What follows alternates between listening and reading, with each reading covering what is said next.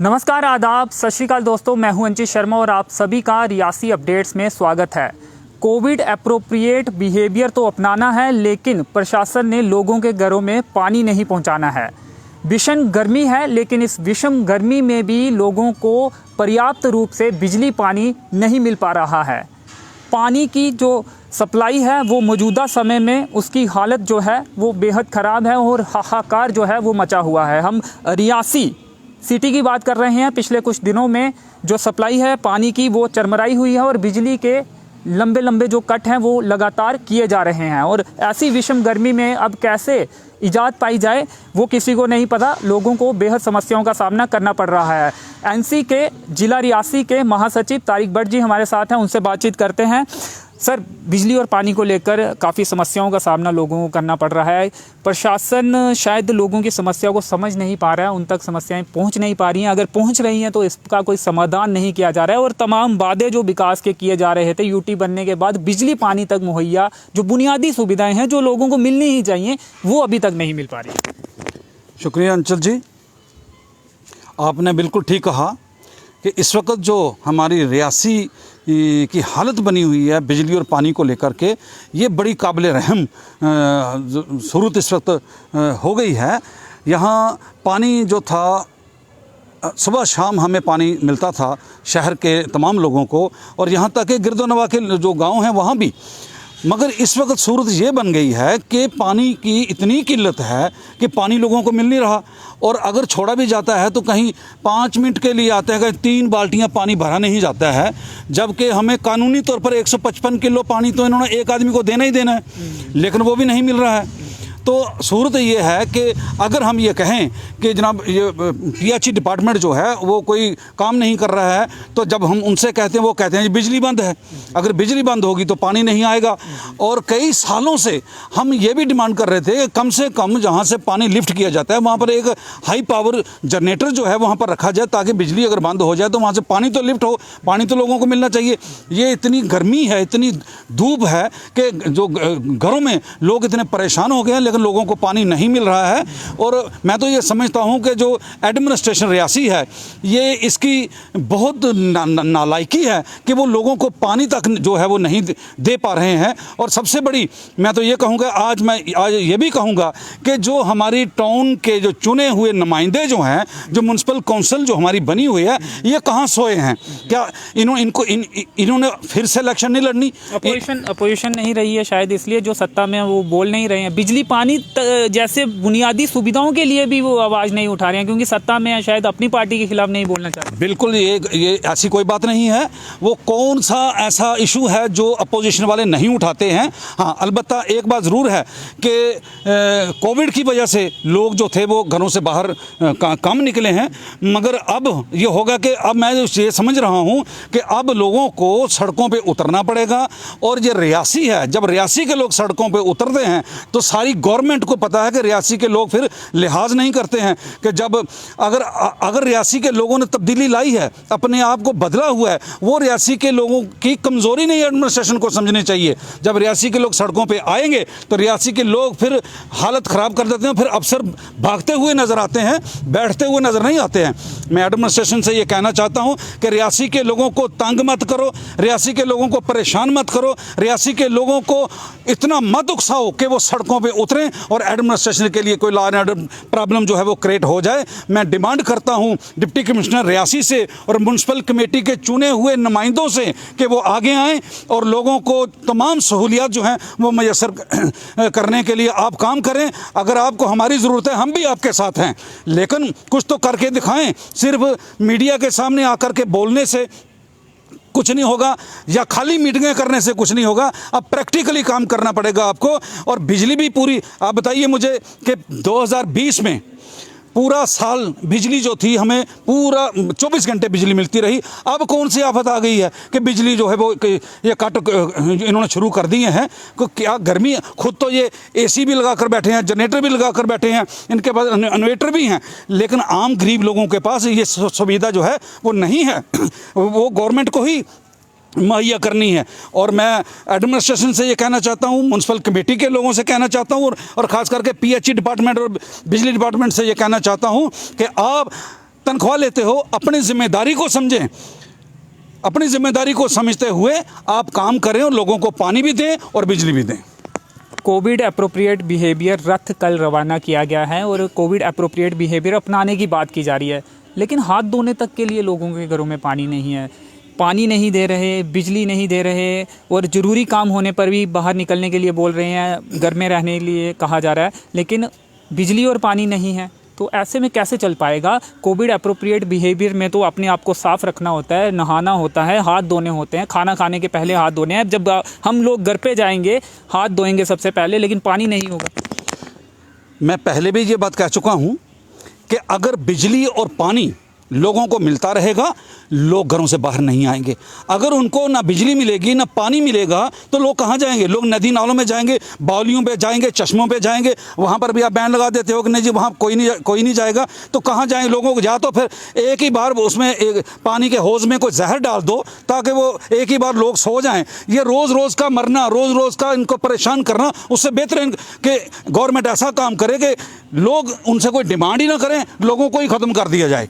तो तब जा कर के इनको ठंड पड़ेगी, इनके कलेजे को ठंड पड़ेगी। कम से कम ये खुद बीवी बच्चों वाले हैं, छोटे छोटे बच्चे इनके भी हैं। अगर इनके बच्चे पानी या बिजली के बगैर तड़फेंगे तो इनको तकलीफ नहीं होगी। जब लोगों के बच्चे जो हैं वो अपने घरों में बैठे जो हैं, अगर उनको बिजली नहीं मिलेगी, पानी नहीं मिलेगा तो कहाँ जाएंगे? उनको तो घरों से बाहर निकलना है। फिर तो ये कोविड जो है इसकी कोई भी जो भी पाबंदियाँ इस पर हैं वो कोई इसकी पाबंदी नहीं करेगा, लोग निकल आएंगे बाहर। और फिर एडमिनिस्ट्रेशन की जो मीटिंगें होती हैं तो वहाँ भी तो लोग इकट्ठे होते हैं। मैं तो डिप्टी कमिश्नर साहब से ये कहना चाहता हूं कि जब से आप आए हैं, आपको बात सुनाने के लिए आप लोगों की तो आज तक आपने कोई मीटिंग नहीं ली है, शहरदारान की कोई मीटिंग नहीं ली है, म्यूनसिपल कमेटी के चुने हुए नुमाइंदों की कोई मीटिंग नहीं ली है। अब वहाँ पर बैठ के चंद क्लर्क या चंद लोग इनको वहाँ आपस में बैठ के कोई बातें बताएंगे। उनको क्या पता है कि शहर के लोगों की प्रॉब्लम क्या है, उनकी परेशानी क्या है, उनकी डिमांड्स क्या है? कम से कम एक मीटिंग तो ले लें, तब जाकर उनको पता चलेगा कि शहर के अंदर जो उबाल है, जो वहाँ पर एक वो फोड़ा पक रहा है, वो कब अब फटने वाला है।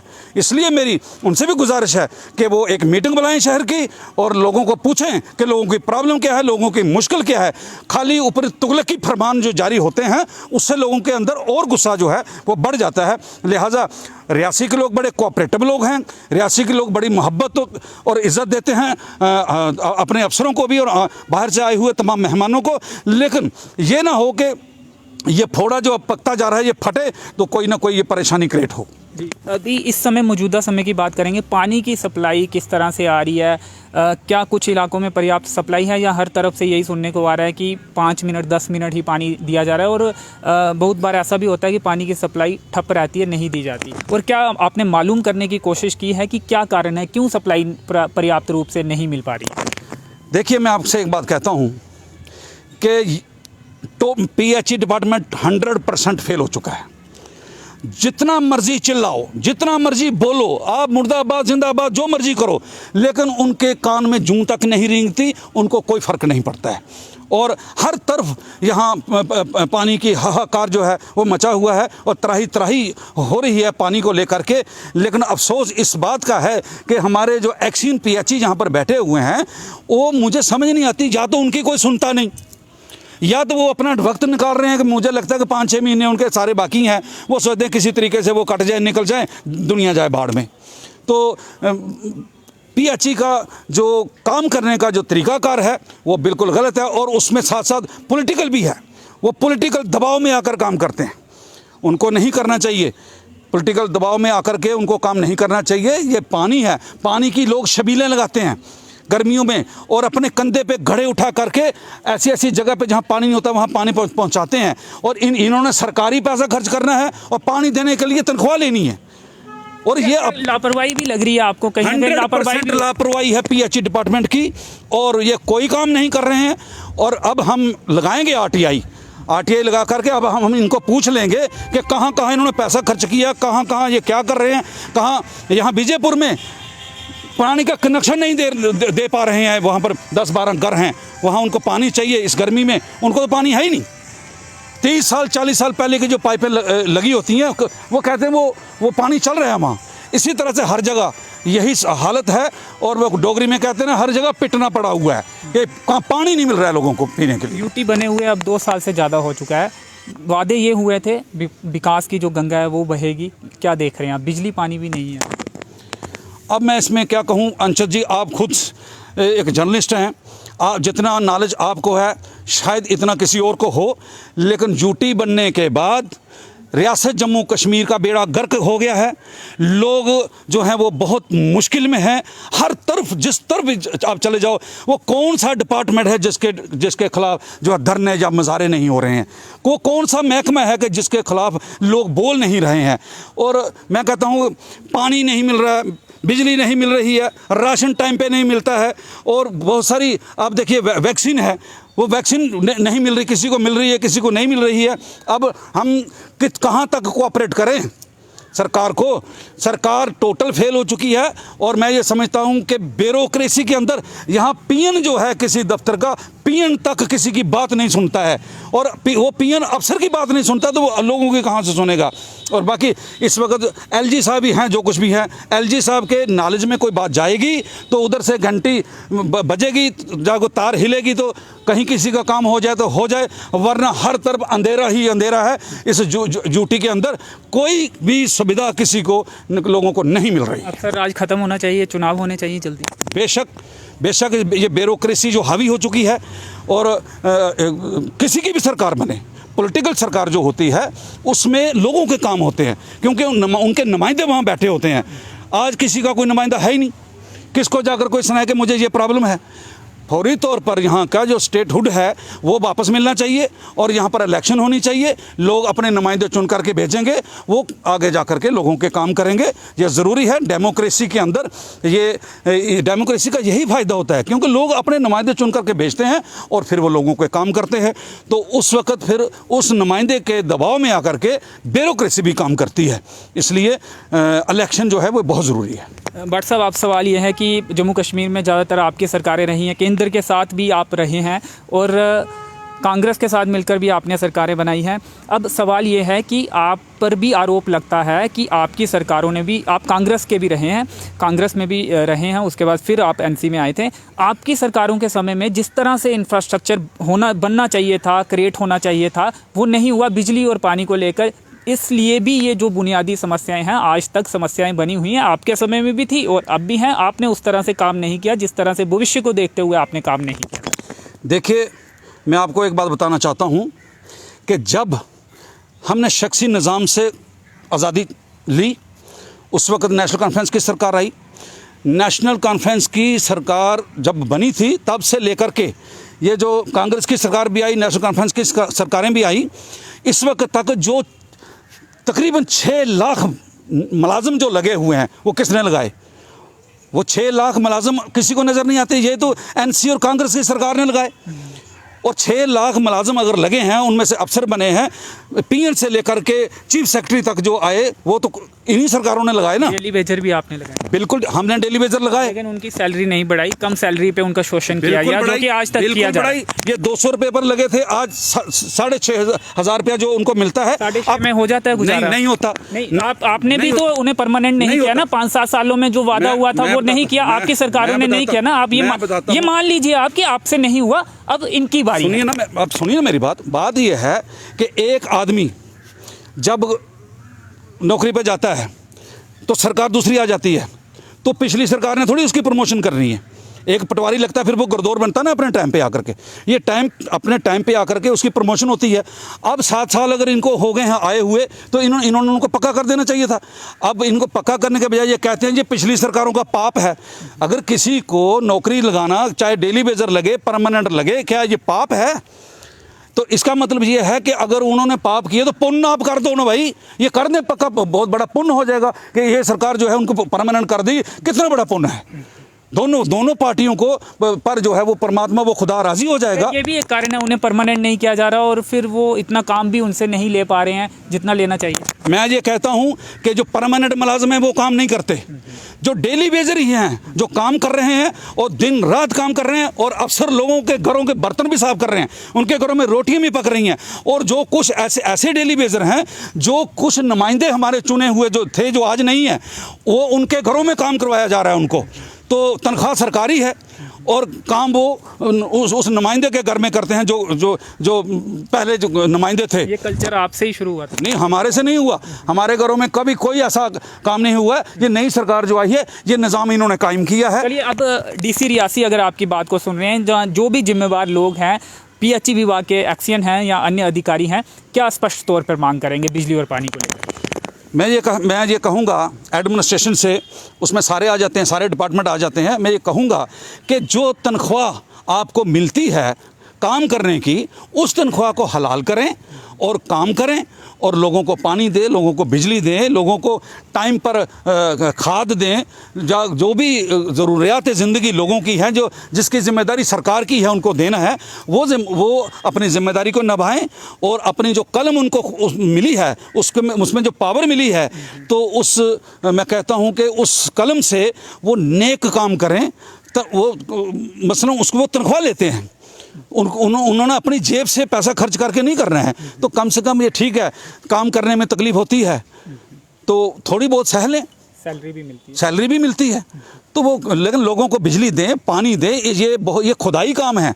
मैं कहता हूँ ना, मैं पहले भी मैंने कहा कि लोग पानी के शबीले लगाते हैं, तो यहाँ तो पानी हमारा बांदी कर दिया है।